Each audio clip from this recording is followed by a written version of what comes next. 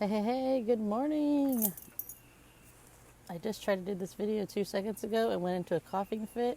So there's somebody out there that needs to hear what I'm saying today. I always know that when I lose my voice or I go into a coughing fit for no reason, I was like, I'm saying something today that somebody needs to hear, and there's somebody else that doesn't want me to say it. So today's video is called How a Closed Door Led Me to a Place of Love. But first things first, if you're watching on YouTube, search my first and last name, Cindy Vochatzer-Murillo. Hit the subscribe button. Hit the notifications bell, because I've been all over the place on coming in within the hour, within the 60-minute period. So then you'll know when I go live and you won't miss out on a video. And if you do, it will be living there forever in Facebook land and YouTube land.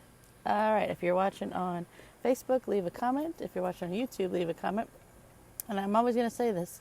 I know people like to lurk in the background and not come out because they'll be afraid they'll be seen.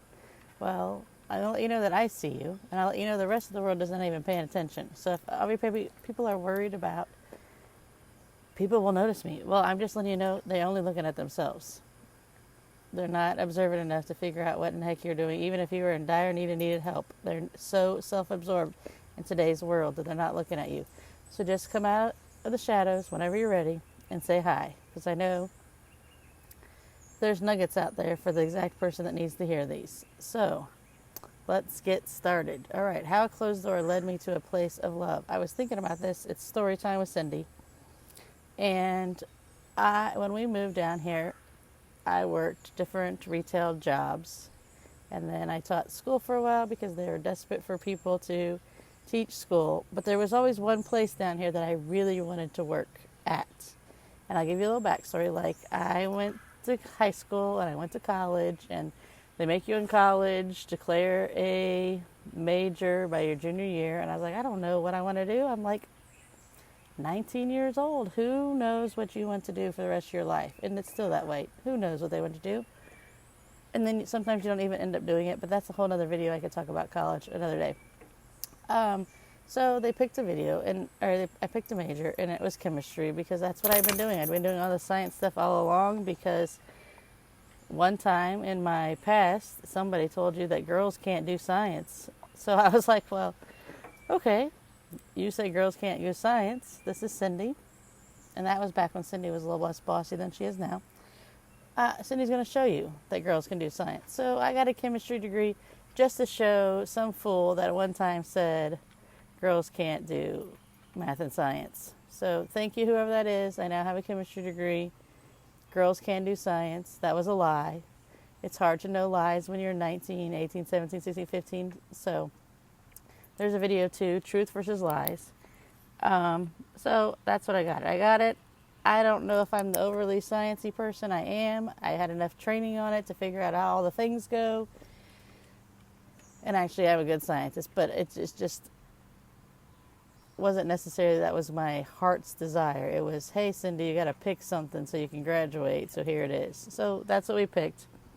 That's what I picked. So I got all this fun knowledge that's in my head for a reason.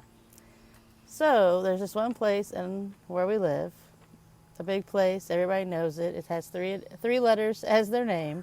And I tried for years after year after year after year after year. I probably said, let's see, without the last, I probably spent a good 10 plus years. We moved into a house next door to a nice lady that actually worked at this place.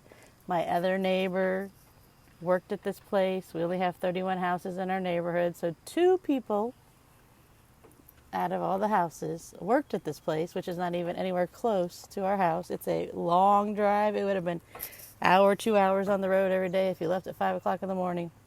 But I so wanted to work at this place. So wanted to work at this place because it seemed fun, that if I was going to be a scientist and I was a chemist, that this would be the place. This is like the Disney World of fun and icky stuff.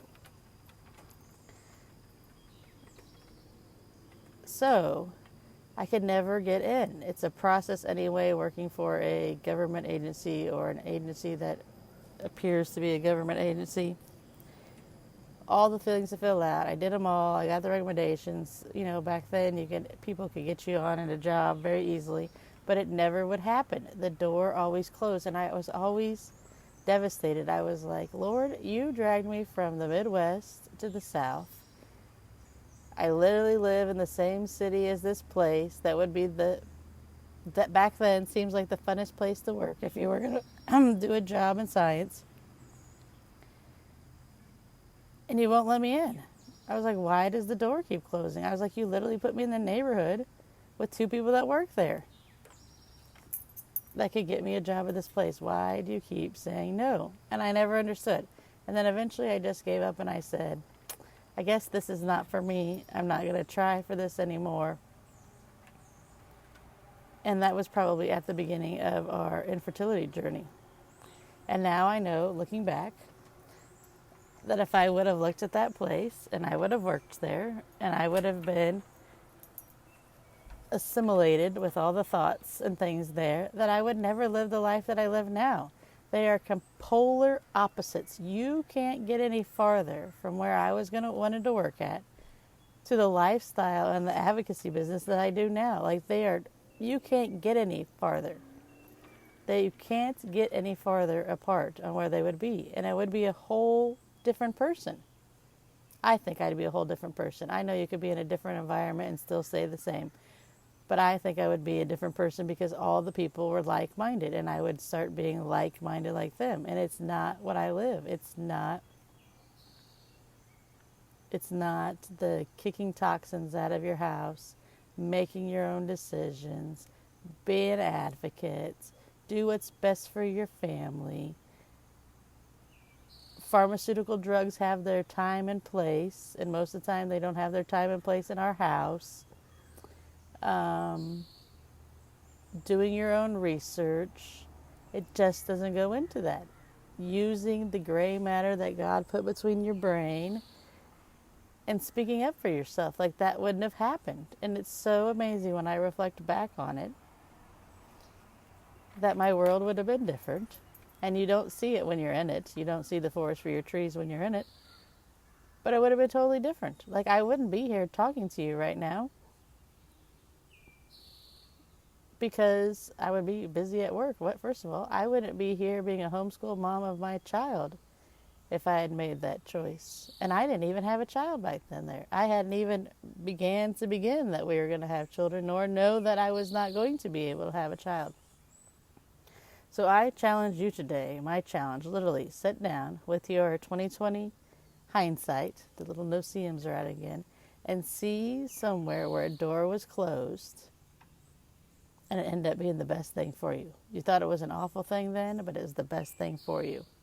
And now, today, I always, when I weigh options or something, I always ask the Lord, close this door so it doesn't open, Lord, if I'm not supposed to walk through it.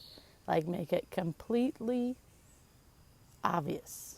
I've always said that I needed a billboard sign for signs, and now I get down to like little signs. But at the beginning, I needed a giant billboard that said, Cindy, do not pass go. Do not collect your $200 in Monopoly.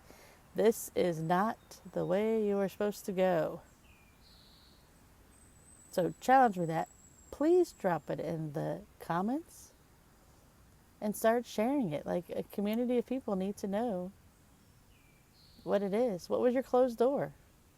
Or began listing all the closed doors you had and how they didn't open and what was the reason for it. So join us in the 7-Day Advocacy Challenge in our Heart-Centered Advocacy Facebook group. I love you all, and I will see you tomorrow. Bye.